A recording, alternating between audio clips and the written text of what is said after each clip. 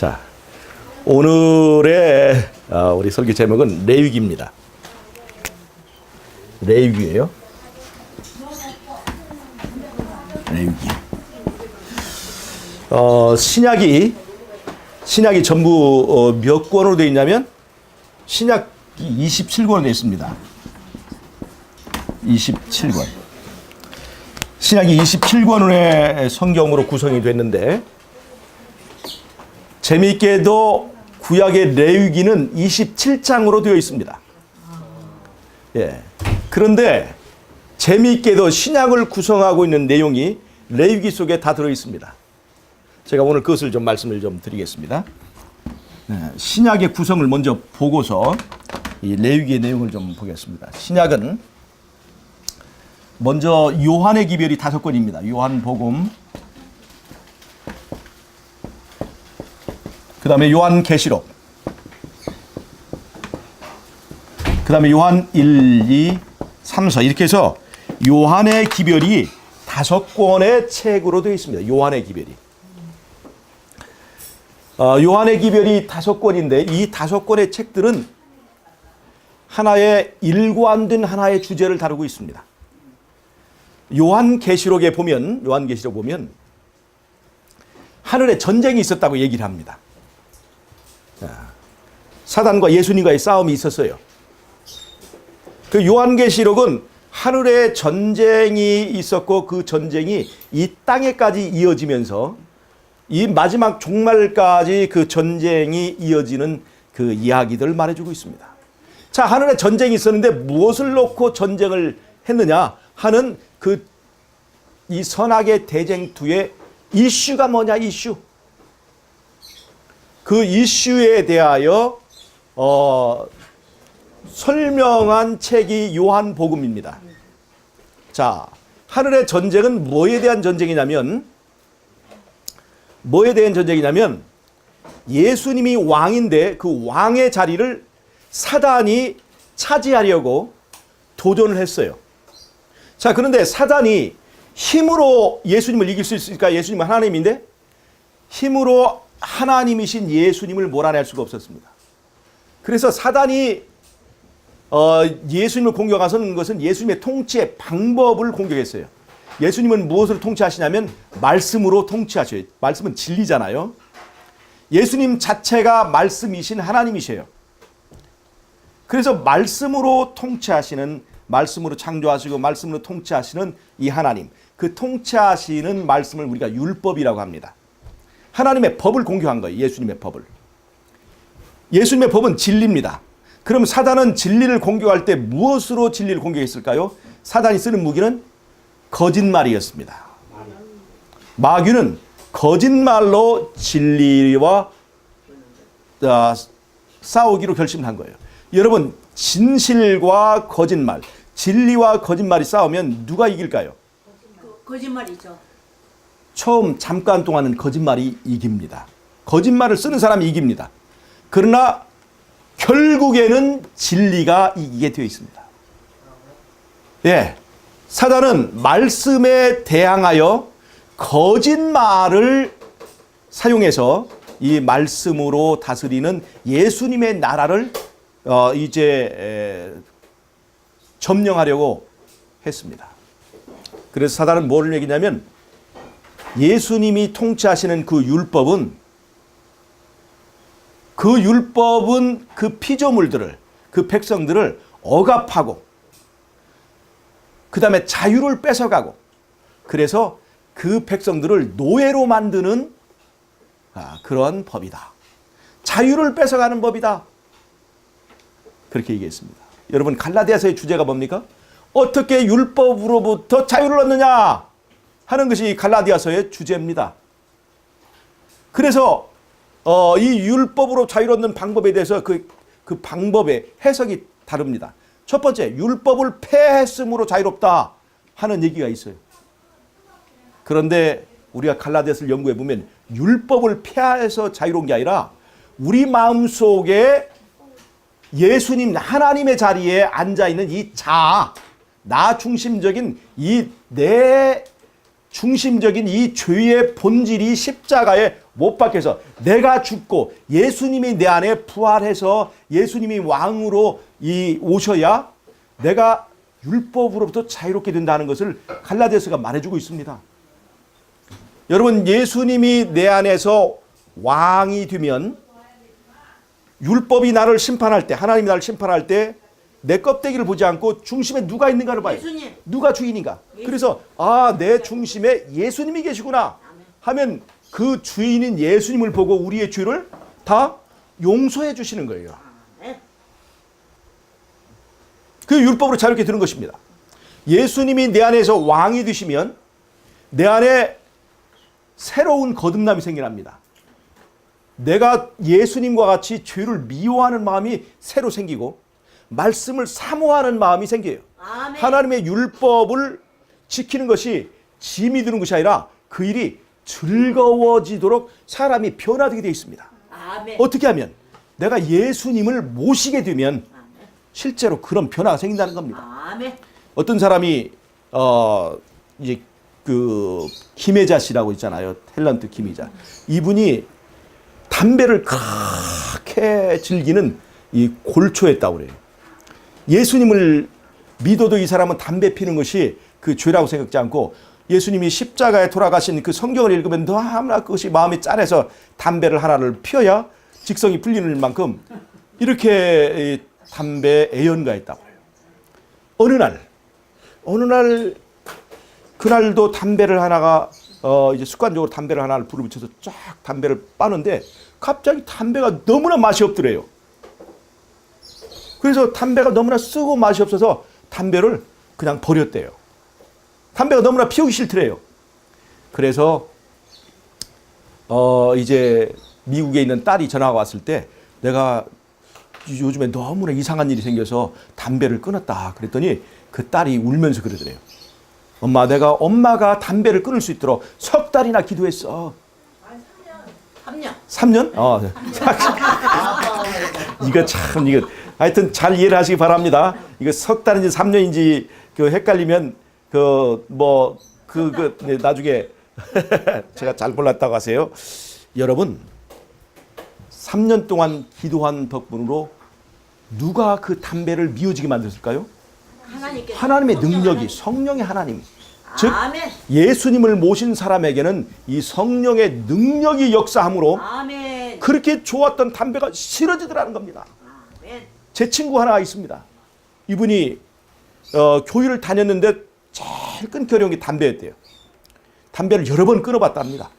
담배를 끊었는데 왜 담배를 다시 피게 되냐면 담배를 끊고 며칠이 지나면 이게 금단 현상이 나타나가지고 길을 가는데 갑자기 몸이 붕 뜨는 것 같은 이런 느낌이 든대요.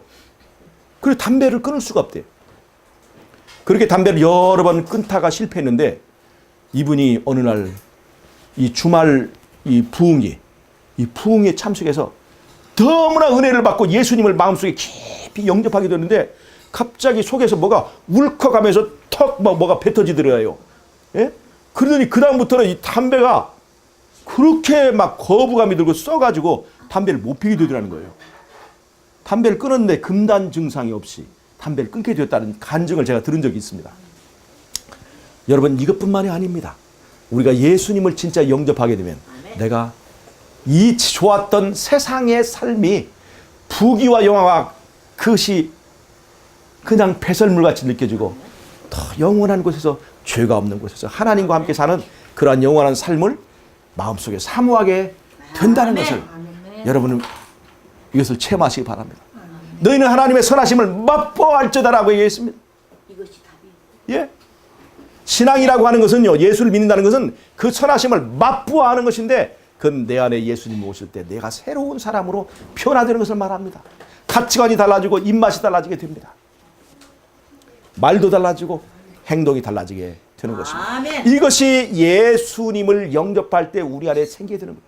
이 예수를 영접한 사람은 이제는 예수님의 법을 지키는 것이, 계명을 지키는 것이 즐거운 일이 되는 거예요. 여러분, 이거 보세요. 예수를 모시게 되므로 우리가 율법이 있지만 율법을 사랑하게 되고 율법이 요구하는 것보다 더 큰 것을 하고 싶을 때 내가 율법으로부터 자유롭게 되는 것입니다. 성경은 이것을 얘기하고 있습니다. 즉 율법을 폐하고 자유로운 것이 아니라 율법이 있지만 율법으로부터 자유롭게 되는 거예요. 정욕이 있지만 정욕으로부터 자유롭게 되는 것, 이것이 진정한 예수로 말미암아서 얻는 자유라는 것을 우리는 아멘. 알아야 되는 것입니다. 아멘. 하늘에 전쟁이 있었습니다. 그 전쟁에서 사단은 얘기했어요. 율법을 폐해야 된다. 그 율법은 우리의 자유를 뺏어가는 것이다. 그래서 하늘의 전쟁은 율법을 지킬 수 없다. 지킬 수 없는 율법을 지키라고 강요한 하나님은, 예수님은 독재자다. 누구같이? 김정은이 같이 독재자다. 백성들의 피를 빨아먹고 백성들의 자유를 억압하는 그런 독재자라고 사단은 공격했던 것입니다. 그래서 이 율법에 관한 전쟁에서 이 전쟁의 이슈는 뭐냐면, 말씀, 율법은 육신이 될 수 있느냐 없느냐 이겁니다. 육신은 우리의 삶과 행동을 말하는 거예요. 즉 율법은 순종할 수 있느냐 없느냐. 말씀은 말씀일 뿐, 육신은 육신일 뿐, 우리는 육신을 가진 존재는 말씀이 육신이 되는 그런 삶을 살 수 없다 하는 것이 바로 사단의 주장이에요. 여러분 성철 스님의 그 주장을, 그 얘기를 보면 산은 산이요 강은 강이다, 굉장히 진리인 것처럼 보지만 우리가 성경적인 관점을 보면요, 말씀은 말씀이고 육신은 육신이다 이렇게 하면 이것은 누구의 주장이냐면 사단의 주장입니다. 말씀과 육신은 일치될 수 없다는 거예요. 그런데 예수님은 뭐라고 말씀하시냐면, 하나님의 말씀은 반드시 말씀하시면 실행된다. 실행될 수 있다. 즉 하나님이 빛이 있으라 말씀하시면 그 말씀은 말로 끝나지 않고 반드시 빛이 되게 되어 있습니다. 하나님의 율법을 하나님께서 말씀하시면 그 말씀은 사람의 삶을 통해서 실행될 수 있는 것입니다. 그래서 하나님의 말씀은 순종할 수 있습니다. 자기 힘으로? 아니, 우리 안에 예수가 있을 때, 예수가 왕일 때 그 예수님께서 하늘에 주시는 성령의 능력으로 순종하고도 남게 해주는 것이 바로 아멘. 하나님 나라의 축복인 것입니다. 그런데 사단은 율법은 순종할 수 없다. 율법은 폐해야 된다. 이렇게 얘기했어요. 그래서 예수님께서 이 땅에 오셔서 무엇을 보여주셨냐면, 말씀이 육신이 되시는 그 삶을 보여주셨습니다. 말씀은 예수님의 삶을 통해서 잘 봐라.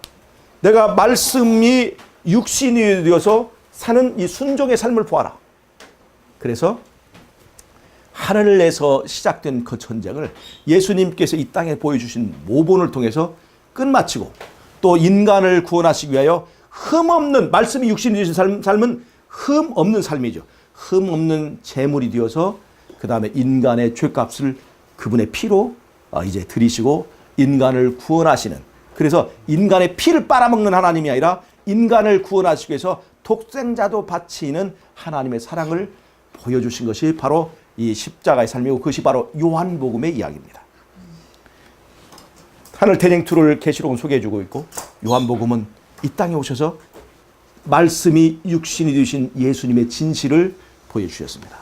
그리고 요한일서는 바로 말씀이 육신이 되신 이 예수님의 구원의 원리를 하나의 체계화된 하나의 논문입니다.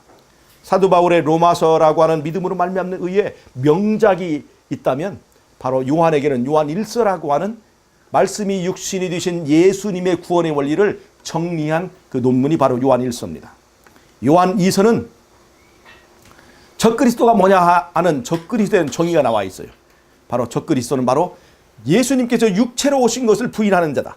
다른 말로 하면 예수님이 육체로 오셨다는, 다른 말로 하면 말씀이 육신이 되셨다는 거예요. 말씀 육신이 되셔서 그분이 보여주신 구원의 진리를 부정하는 자, 그것이 바로 적그리스도라고 얘기하고 있습니다. 즉 적그리스도라는 것은 그리스도를 대항하는 자라고 하는 건데, 그건 예수님이 전쟁 중에 있다는 것을 보여주는 거예요. 적그리스도는. 그래서 예수님의 주장은 말씀이 육신이 되심이고, 적그리스도는 말씀이 육신이 되신 그 진리를 부정하는 것입니다. 말씀이 육신이 되신 걸 부정하는 것은, 말씀은 말씀이고 말은 말이고 우리의 삶은 인간은 인간이기 때문에 어쩔 수 없이 순종하기는 어렵다, 율법을 지키기 어렵다라고 말하는 이것이 바로 적그리스도의 내용입니다. 여러분, 인간은 인간이기 때문에 율법을 지킬 수 없는가? 그러면 율법을 지키라고 주신 하나님은 독재자 되는 거예요. 여러분, 우리의 힘으로 지킬 때는 그건 지킬 수가 없었습니다. 절대로 안 됩니다. 땡기지 않아요, 그것은. 그러나 예수를 믿은 사람은 지키고도 남는다는 것이 우리의 성경적인 원리입니다. 정말 예수를 영접한 사람은 하나님께서 그 일을 가능하게 해주어서 힘과 능으로 되지 않는 일을 그의 신으로 가능하고도 남게 해주는 것이 바로 주님께서 우리에게 주시는 은혜입니다. 그래서 이 요한의 이 책은 요한 1서는 거기 논문이고 요한 2서는 적그리스도의 정의를 분명히 내리고 있고 요한 3서는 교회 안에 두 무리가 있는 것을 보여줍니다. 요한이 가요에게 편지를 보내는데 데메드리오와 디오드레베라는 사람이 있는데 거기서 이제 이 디오드레베라고 하는 사람이 바로 이 요한이 보낸 사자들을 거절하고 핍박하고 그 다음에 그 기별을 받아들이지 않는 사람이에요. 그 다음에 데메드리오는 그 요한의 그 말씀이 육신이 되신 그 복음의 기별을 잘 받고 순종하는 사람을 말합니다. 그래서 교회 안에 두 무리가 있다는 것을 이 사도 요한은 보여주고 있어요. 그래서 요한의 이 5권의 책은 이렇게 말씀이 육신이 되심이라고 하는 이 주제를 가지고 이제 관통하는 하나의 이 기별을 가지고 있습니다. 그런데 이 요한의 기별을 중심으로 요한 복음이 있고 그 다음에 요한 1, 2, 3서와 요한 계시록이 있는데 이 요한 복음을 중심으로 이제 사복음서가 형성이 됩니다. 이 요한 복음은 사복음서의 총론과 같습니다. 그리고 그 밑에 공관복음이 3개 있는데 3권 있는데 그것이 바로 마태복음과 마가복음과 누가복음입니다. 말씀이 육신이 되심이라는 것은 하나님이 사람이 되었다는 것을 말하는 거고 하나님의 율법 글자가 행동이 되었다는 것입니다. 하나님이 사람이 되었다. 예, 이것이 이제 말씀이 육신이 되심이고 글자로 된 말씀 율법이 행동이 되었다는 것을 말합니다. 근데 마태복음에는요, 이 두 가지의 사상이 있습니다. 마태복음에는 예수님을 하나님의 아들로 소개하고 있어요. 즉 예수님이 하나님이라고 하는 것을 설명하고 있습니다. 예수님이 하나님이다. 그 다음에 마태복음에는 뭐가 있냐면 설교가 많이 있어요. 즉 말씀이 있습니다. 왜 그러냐면 이 마태복음은 유대인을 위한 복음이기 때문에 그렇습니다. 유대인들은 성경을 잘 알기 때문에 성경 말씀을 주제로 한 예수님의 설교가 많이 들어있습니다. 즉 마태복음에는 말씀이 많이 들어있어요. 마가복음은 로마인들을 대상으로 쓴 책입니다. 이 마가는 베드로의 비서인데 베드로가 어디서 주로 사역을 했냐면 로마에 사역을 했어요. 그래서 베드로 사실은 이 마가복음의 저자는 비서인 마가가 썼지만 실제로는 베드로 복음이라고 하기도 해요. 베드로 복음이라고 하기도 합니다. 그래서 로마인들을 대상으로 썼기 때문에 여기에는 설교가 별로 많이 있지 않아요. 로마인들은 성경을 잘 알까요, 모를까요? 성경을 잘 알지 못하기 때문에 성경으로 예수님을 얘기하면 잘 못 알아들어요. 그래서 마가복음에는 뭐가 있냐면 이적과 기사, 병 고치는 은사, 이런 이적과 기사가 마가복음에는 많이 되어 있습니다. 그리고 마가복음에서는 종으로 이렇게 섬기시는 예수님을 말씀하셨어요. 그래서 마가복음에는 예수님의 행동이 기록되어 있습니다. 예수님의 말씀이 많이 있지 않고 예수님의 행동이 있어요.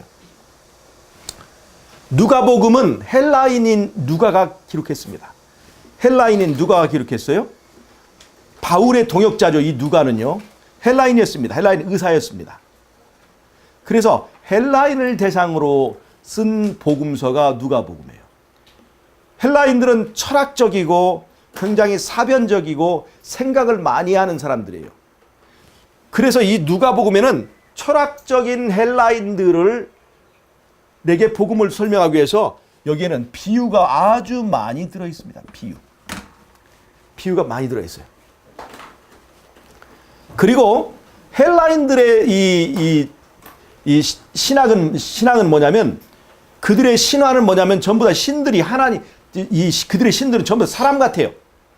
사람과 똑같이 사랑하고 뭐 싸우고 뺏고 신들이 전부 다 사람 같습니다.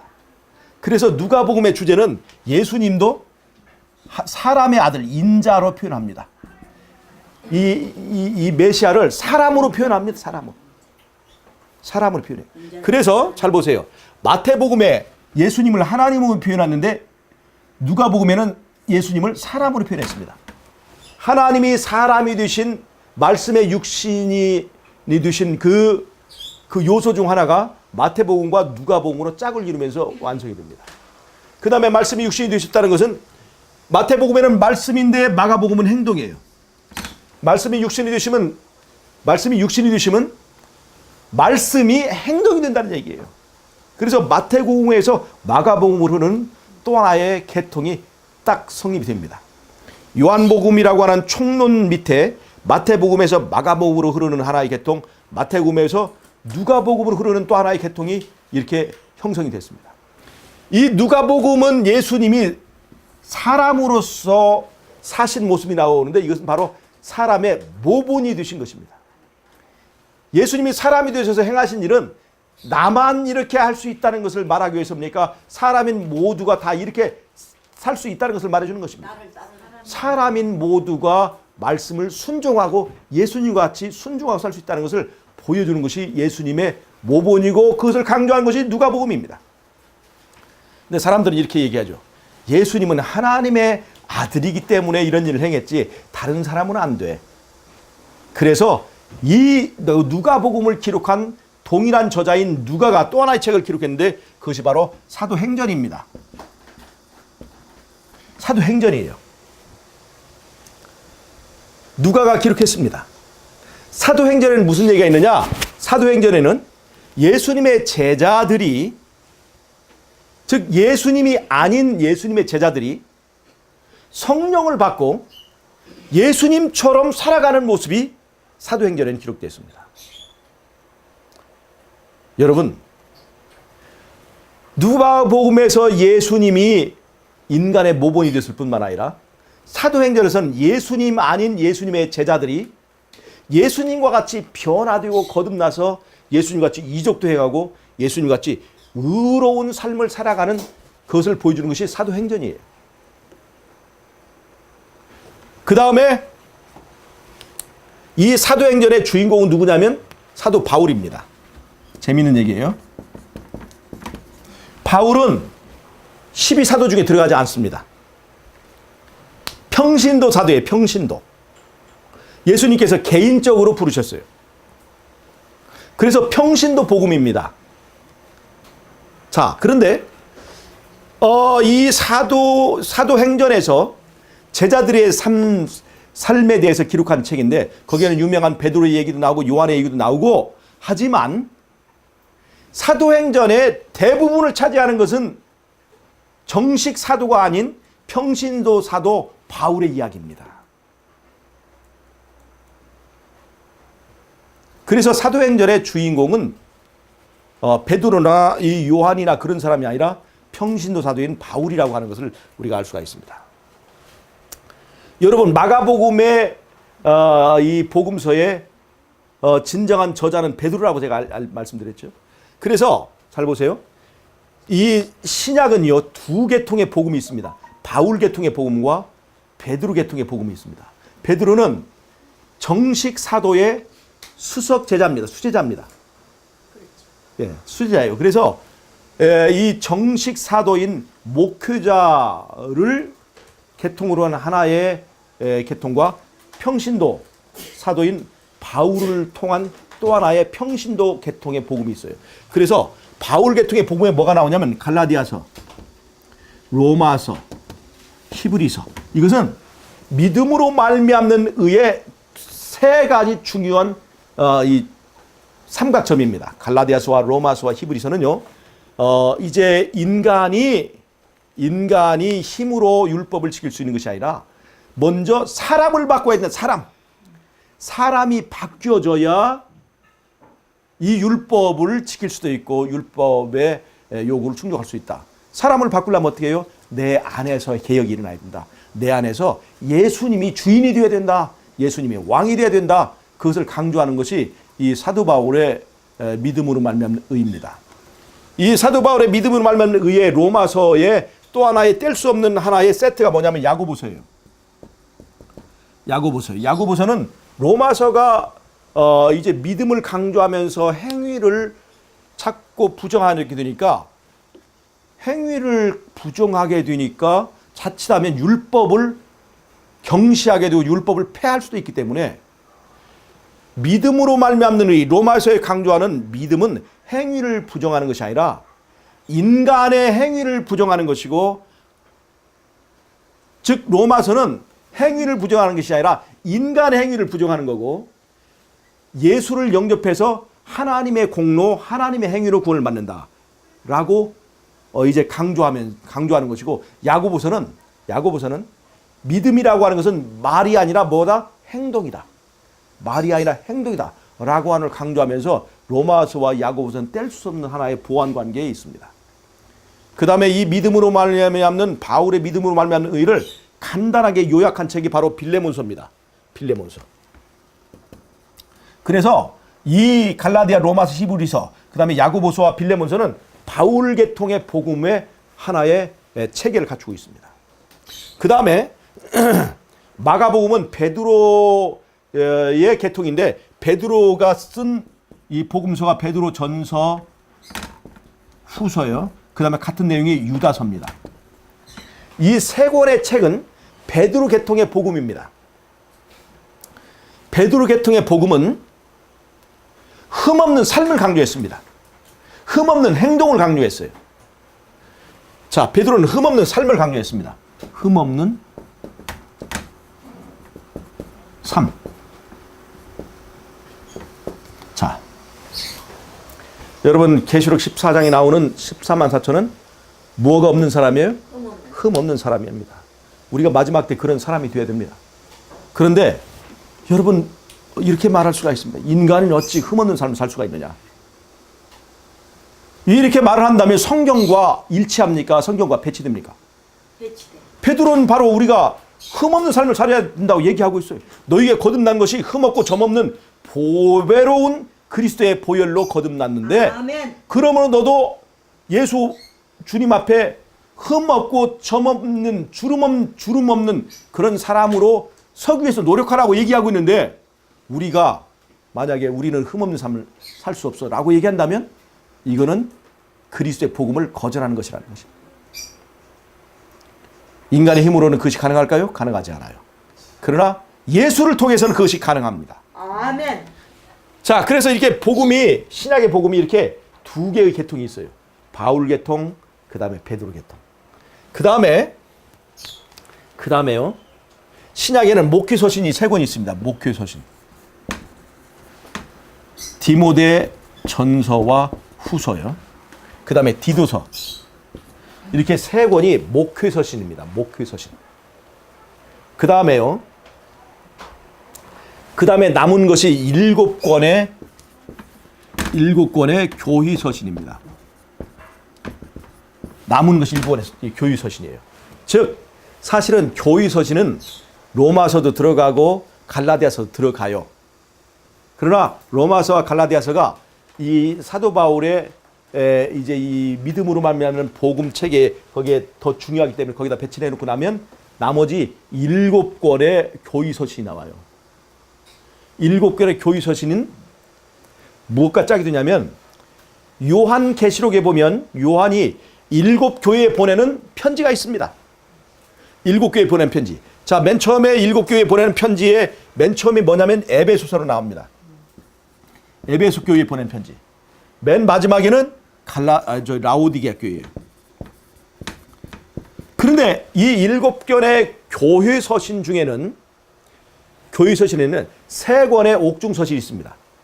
옥중서신은 원래 빌레몬서까지 포함해서 4권인데, 빌레몬서가 이쪽에 이제 바울의 그 믿음을 받는 의에 거기에 배치를 하고 나면 3권이 남는데, 그것이 뭐냐면 첫 번째가 에베소서예요. 마지막 책이 골로새입니다.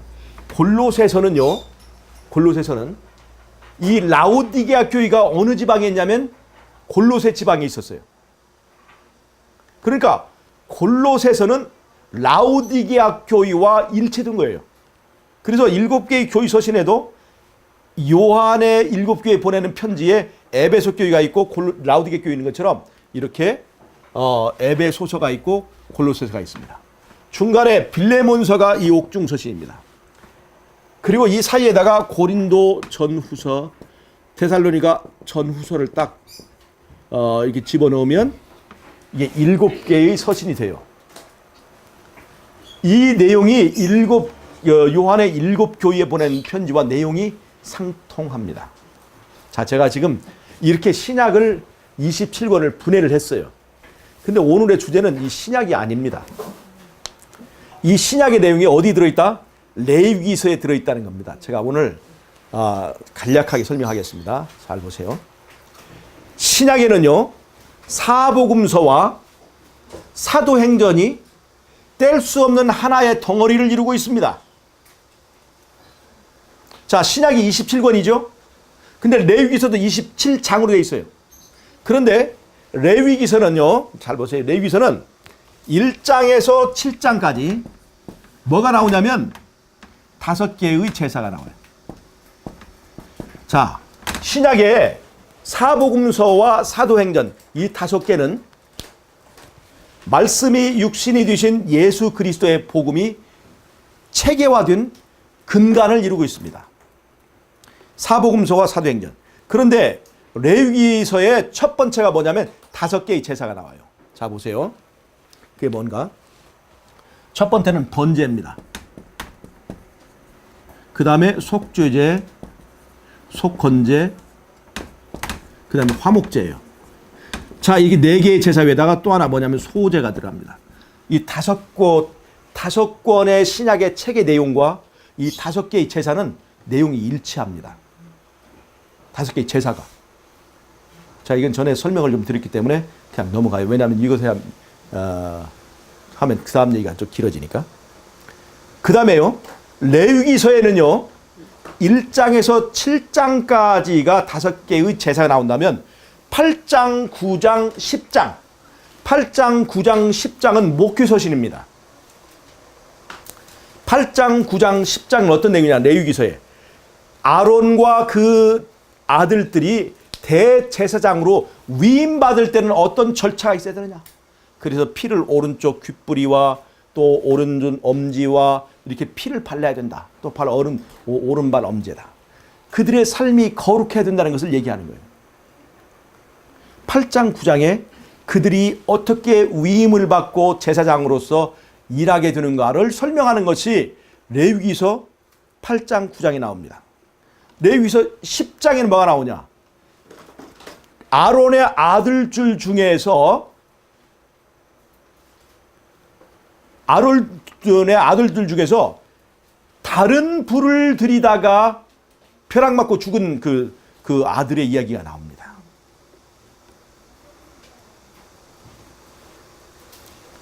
즉 목회를 할 때 다른 불로 제사를 드리면 절대 안 된다. 그 다음에 이 목회자의 신분이 얼마나 거룩해야 되는가 하는 것을 설명해 주는 것이 레위기 10장에 바로 그 얘기 나와요. 다른 불을 드린 얘기가.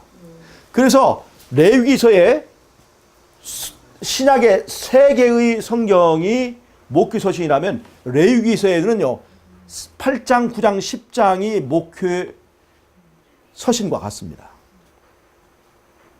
그 다음에요 요한계시록은요, 신약의 요한계시록은 구약의 절기, 잘 보세요. 6월절이 예수님의 십자가지요. 그 다음에 무교절, 요제절이 예수님의 부활이죠. 그 다음에 오순절이 성령 받은 거죠.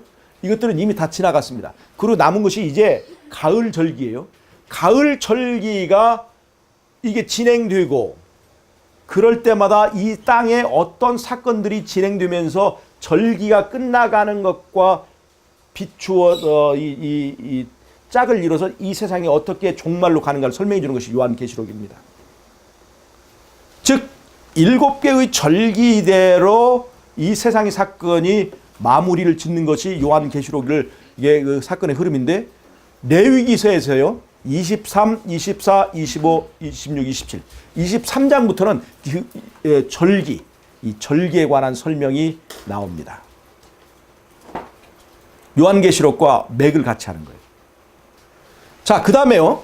신약에는 두 개의 계통의 복음이 있다고 그랬죠. 하나는 바울 계통의 복음이에요. 바울 계통의 복음은 뭐냐면 믿음으로 말미암는 의죠. 믿음으로 말미암는 의는 행위나 제사로 구원받는 것이 아니라 사람이 바뀌어준다 하는 것을 얘기해요. 즉 예수님이 이 모든 일을 행하게 해주신다라고 하는 것이 이 사도 바울의 믿음을 말미암는 의인데요. 자, 레위기 7장 다음에 8장, 9장, 10장 그리고 11장, 12장 지나서 13장, 14장에 뭐가 나오냐면 문둥병자를 위한 제사가 나옵니다. 로마서 7장 24절에는요. 사도 바울이 오라 나는 곤고한 사람이로다 이 사망의 몸에 누가 나를 건져내랴. 이 표현이 이 로마서에서 사도 바울이 자신의 상태를 표현한 건데 레위기서 13장 14장에 보면 그리고 15장에 보면 그건 또 유출병에 관한 것이어서 13, 14, 15는 생각해 보세요. 우리가 만약에 구약시대에 문둥병이 걸렸다면 그때 그 상태를 뭘로 표현하겠어요?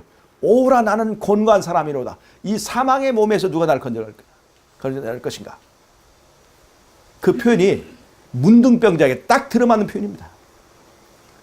사지의 형체가 뒤틀어지고 그 다음에 눈과 코가 뭉그러지고 사람의 형상을 잃어버리고 그래서 사도 바울이 했던 것처럼 오라 나는 곤고한 사람이로다 라고 적용될 하나의 병이 있는데 그것이 바로 문둥병이에요. 자, 그럼 잘 보세요. 13, 14장에서 말하고 15장에서 말하는 문둥병을 앓거나 유출병을 앓았을 사람이 어떻게 해야 되냐면 문둥병이 나은 사람들이 반드시 제사를 드리게 되어 있습니다. 13, 14장 얘기예요. 문둥병이 여러 종류를 말하고 있습니다. 이것은 잘 보세요. 여러분, 제사를 드려야 문둥병이 낫는다 그 얘기를 하지 않았어요. 제사를 드리고 문둥병이 낫는다. 문둥병이 걸렸을 때는 제사를 드려라. 그럼 낫는다. 그런 얘기를 하지 않았어요. 레위기서에서 레위 13장, 14장의 내용은 제사를 통해서 문둥병을 이길 수 있다. 그렇게 말하지 않았습니다. 여러분 로마서의 주제가 뭡니까? 사람의 행위, 율법의 행위를 통해서 그가 의롭게 된다고 얘기하고 있어요? 사람의 행위나 제사를 통해서 제사 의식을 통해서 사람이 의롭게 된다고 말하지 않고 있어요. 즉 이건 레위기 13장, 14장에 나오는 문둥병자를 위한 제사와 일치하는 겁니다. 즉 문둥병을 낫게 하는 것은 제사가 아니라 누구예요? 하나님의 은혜입니다. 하나님의 은혜가 그 문둥병을 낫게 하는 거지 제사가 문둥병을 낫게 하는 것이 아닙니다. 그래서 문둥병이 나은 사람은 누구에게 제사를 드릴까요? 누구에게 감사를 드릴까요? 하나님께 감사를 드리는 거예요. 즉 문둥병에 대한 제사는 병에서 나았기 때문에 제사를 드리는 거예요. 로마서에서 말하는 겁니다. 로마서에 말하는 건 뭐예요? 사람이 먼저 사람이 나아야 제사를 지내는 거예요. 즉 우리는 율법을 왜 지켜요? 사람이 거듭나고 구원을 받아야 그 다음에 율법을 지키는 것입니다. 로마서의 내용과 즉 사도 바울의 복음의 원리와 이 레위기서 말하는 13장, 14장의 내용은 일치하는 거예요. 일치하는 겁니다. 15장은 유출병에 관한 건데 이것도 마찬가지입니다. 13, 14, 15장의 내용은 사도 바울의 믿음으로 말미암는 의와 내용이 일치하는 것입니다. 제사가 사람을 고치는 것이 아니다. 하나님이 사람을 고치는 것이고 문둥병을 고치는 것이고 그래서 문둥병이 나은 사람은 누구에게 감사를 해야 돼요? 하나님께 감사하고 제사를 드리게 되어 있습니다. 반드시 문둥병자는. 믿음으로 말미암는 의와 내용이 똑같아요. 예. 그 다음에 레위기 11장. 레위기 11장은요. 베드로의 복음과 내용이 일치합니다. 베드로는 성결한 삶을 강조했습니다. 흠없는 삶을 강조했습니다. 그런데 레위기 11장은 무엇을 얘기했냐면 이 거듭난 사람들이 살아가는 그 생활 방식을 얘기했습니다. 무엇을 먹고 무엇을 먹지 말아야 된다. 무엇이 정결한 음식이고 무엇이 정결하지 않은 음식인가를 레위기 11장은 분명히 얘기하고 있습니다. 여러분 보세요. 우리는 어떤 고기를 먹을 수 있는가? 레위기 11장이 말하는 것은 이겁니다. 첫 번째는 굽이 갈라져야 됩니다. 굽이 갈라져요. 두 번째는 색임질을 해야 합니다. 이것이 이 두 가지 조건을 충족해야만 그것을 먹게 돼 있어요. 이것은 성결한 삶을 사는 사람들이 해야 될 중요한 생활 패턴입니다. 색임질을 하기는 하지만 발이 갈라지지 않은 것. 이걸 먹으면 될까요? 안 될까요? 안 됩니다. 발은 갈라지지만 색임질을 하지 않는 것. 그것도 먹어서는 안 돼요. 잘 보세요. 낙타는요. 낙타는 색임질 합니다. 낙타는 근데 발굽이 갈라지지 않았어요. 그래서 먹지 말라고 그랬어요. 돼지는 굽이 갈라졌어요. 근데 색임질을 하지 않아요. 먹지 말라고 그랬어요. 하나님이 건강에 좋지 않다 이렇게 얘기하지 않고 가증한 것이다 그렇게 얘기했어요. 더러운 것이요. 여러분 하나님께서 가증하다고 한 데는 반드시 이유가 있어요. 여러분 이 굽이 갈라지면요. 이 걸음걸이가 의젓해요. 굽이 갈라진 것들. 말같이 굽이 갈라지는 것은 통통통 튀게 돼 있어요. 여러분 이 그리스도인의 삶은 그 삶이 이렇게 이 세상에서 의젓하고 균형진 삶을 사는 사람이어야 된다는 것을 보여주고 있는 거예요. 또 하나 색임질을 해야 되는 거예요. 색임질을 하는 것은 말이죠. 그리스도인의 삶이 색임질을 하는 삶을 살아야 된다는 얘기입니다. 잘 보세요. 이게 중요한 거예요. 제가 이렇게 설교를 하면 이 말씀이 그런가 하고 스스로 머릿속에서 책임질을 하는 사람과 아멘. 그냥 듣고 넘어가는 사람이 있습니다. 이게 굉장히 중요한 거예요. 아멘. 말씀을 이렇게 전하면요. 이게 들어가고 그냥 나가버리는 사람이 있어요. 그런데 이 말씀을 듣고 가슴 속에서 이것이 정말 그런가 하고 굉장히 관심 있고 다시 한번 생각하고 또 생각하고 이렇게 책임질을 하는 사람이 있습니다. 그런데 책임질을 할 줄 모르는 사람이 있어요. 듣고 그냥 나가버려요. 뭐 그럴까요? 말씀에 대한 관심이 없기 때문에 그렇습니다. 무엇을 먹을 것인가라고 하는 것은 이게 굉장히 중요한 거예요. 레위기서 말하는 두 가지. 하나는 굽이 갈라지고 하나는 책임질을 할 줄 알아야 된다는 거예요. 이것은 우리들의 삶에서 어떠한 삶이 이 성결한 삶을 살아가는 사람들에게 중요한 것인가를 보여주는 거예요. 여러분들은 책임질을 할 줄 알아야 됩니다.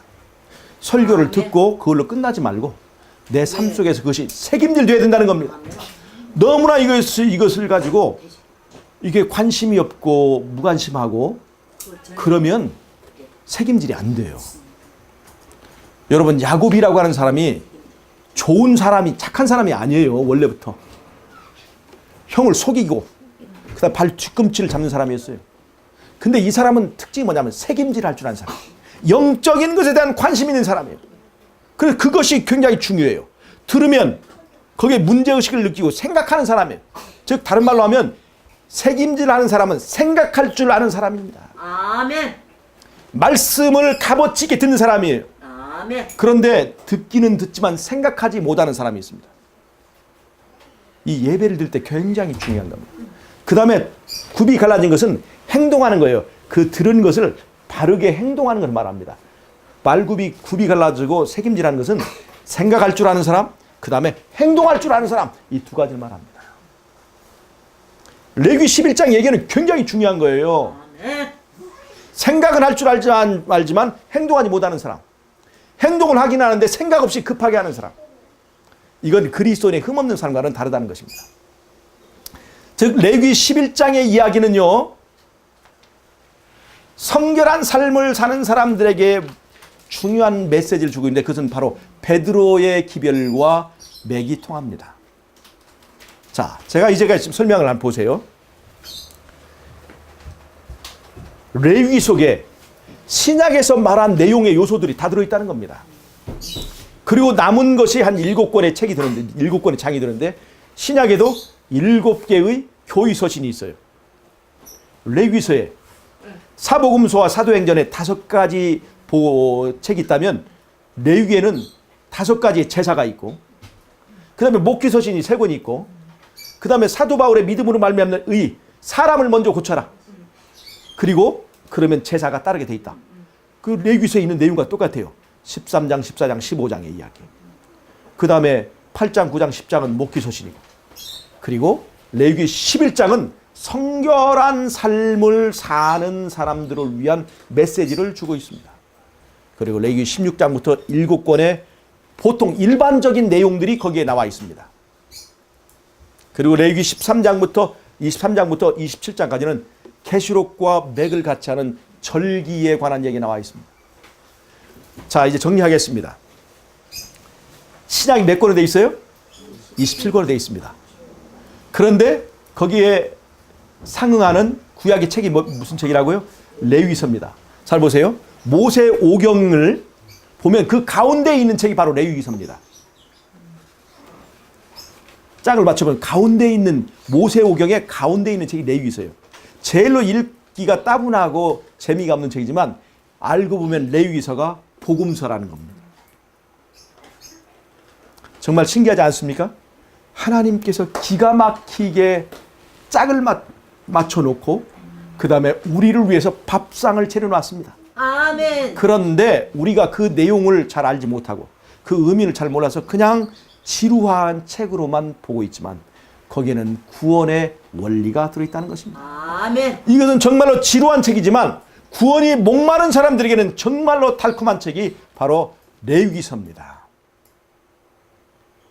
구원이 목마른 사람들에게 정말로 소중한 책이 바로 레위기서라고 하는 것을 여러분 꼭 아시기 바랍니다.